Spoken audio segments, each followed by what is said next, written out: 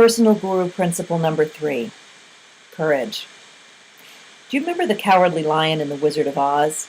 If you've ever seen the movie, he's kind of a hard character to forget. The Cowardly Lion goes in search of courage, only to discover, like Dorothy with her ruby slippers, that this is something he's possessed all along.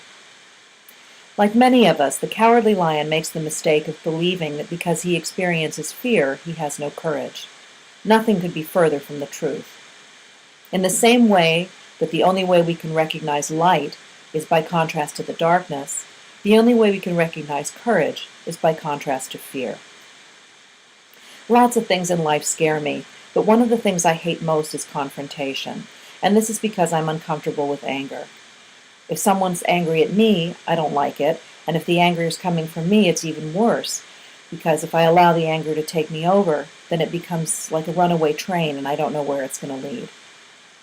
To me, confrontation is a petri dish of ideal conditions awaiting the virus of anger. That's kind of a digression. The point is that among the many things that inspire fear in my life, one of the primary ones is confrontation. If I ask my daughter to clean her room, it can be uncomfortable, or asking a boss for money, or pointing out to an angry person that they've broken an agreement with me. All of these are examples of situations that could inspire fear.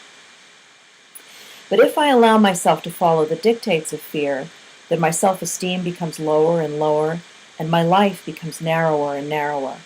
Supporting fear is not an option for anyone who wants to live an expansive and joy-filled life.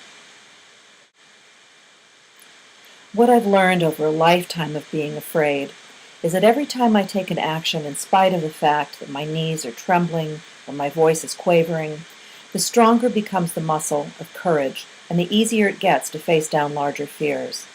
It's a snowball effect. Sometimes it's easy to recognize when we're feeling fear, and other times it's not so easy because fear can wear subtle disguises. For example, procrastination is fear. Avoidance is fear. Hesitation is fear.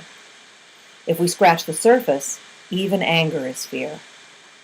Rush and hurry are also subtle forms of fear.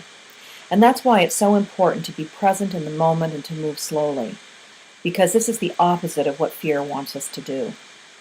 The only way we can continuously exercise the muscle of courage is to swim up the river of fear, against the current, and toward love.